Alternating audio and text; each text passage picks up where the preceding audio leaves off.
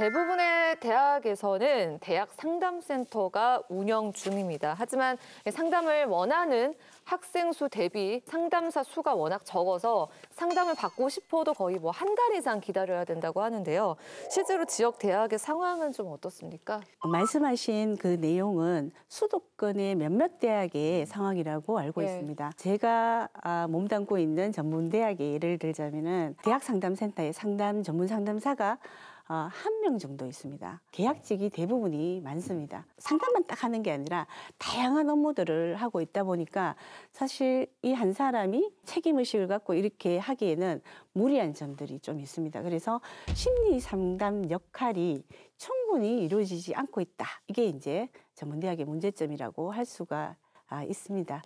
또한 두 번째는 서울권의 학생들은 좀 똑똑한가요? 자기 주도성이 강한가요? 스스로 찾아가잖아요. 네. 이게 상담을 기다릴 정도로. 근데 전문대학 학생들은 자기 문제에 대한 이제 인식이 부족한 학생들도 있죠. 그래서 사실 스스로 상담센터를 찾아가는 경우는 제가 잘 못 봤어요. 예. 극히 드물다. 예. 그래서 전문대학에서는 특히 교수님의 역할들이 그래서 굉장히 큽니다. 학생 평생 교수 지도제 뭐 이런 것들로 마련해서 학생들 관리를 좀 잘하라고 하는데요. 제 선에서 해결하기 어렵다. 그러면은 전문 상담사한테 보내고 또 전문 상담사와 또 지도 교수가 서로 교류를 하면서 자기들도 여기에서는 더 이상 못하겠다. 그러면은 그런 병원에 보내자. 근데 학생이 병원에 안 가려고 한다. 예. 왜 학생들이 병원에 안 가려고 하냐면 정신과라는 진료 자체가 흔적이 남을까봐 나중에 취업하는데 혹시 이제 지장을 줄까봐 잘 안 가려고 해요. 그래서 이제 그런 경우에는 다시 지도 교수가 이제 상담을 하면서 전혀 상관없다. 설득해서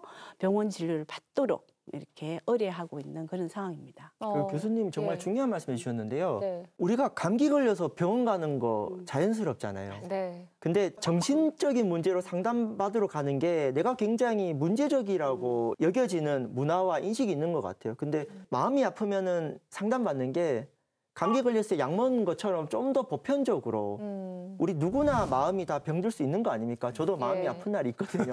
근데 이제 마치 정신과 상담 받으려면은 아까 말씀대로 취업의 불이익이라든가 이거는 정신건강에 대한 중요성을 굉장히 협소하게 해석하는 부분이라고 생각이 들어서 좀 정신 상담 받고 이런 것도 좀 대중화되고 보편적으로 널리 알려져야 될 필요가 있는 것 같습니다. 정말 중요한 지적을 하셨는데요. 정신과 병원에 간다. 이러면은 딱 이렇게 편견을 가지고 보는 거예요. 이제 그런 것들이 조금 우리 사회에서 인식이 조금 바뀌어져야 된다는 생각이 듭니다. 이지은 위원님은 이러한 상담을 받아본 적이 있으세요? 아무래도 거기 계신 상담사도 어쨌든 교직원이잖아요. 그래서 내 개인정보를 다 알고 있는 교직원에게 내 어려운 점을 이야기하는 거는 솔직히 어려웠고 중고등학교 때도 위클래스라고 심리상담센터가 있었는데 위클래스 상담을 받으면은 부모님이나 주위 친구들이 다 알고 있는 경우가 많았어요. 그래서 친구들이 그거 체크 그렇게 하면 걔네 다 안다? 이렇게 하면서 거의 그냥 정상이다. 라는 식으로 체크를 하는 경우가 많아서 솔직히 고등학교 때, 중학교 때도 별로 의미가 없다고 느꼈었는데 대학교에 와서도 똑같은 상담 프로그램이 있어요. 그래서 저는 이제 코로나19로 그때 힘들었을 때 집단 상담을 했는데 또래 친구들만 모여가지고 힘든 점을 이야기하는 거여서 조금 부담이 좀 덜해서 그 이후로부터 개인 상담도 조금 하게 돼서 아무리 교직원이어도 뭐 내 개인정 함부로 말한다거나 이게 기록화된다고 그러지 않는다는 전 잘 알지만 일반적인 친구들은 이미 청소년기를 그렇게 지나왔기 때문에 대학도 똑같을까 비슷할 거라고 생각을 하게 되는 것 같아요. 그래서 이런 점을 좀 개선해야 되지 않을까라는 생각이 듭니다.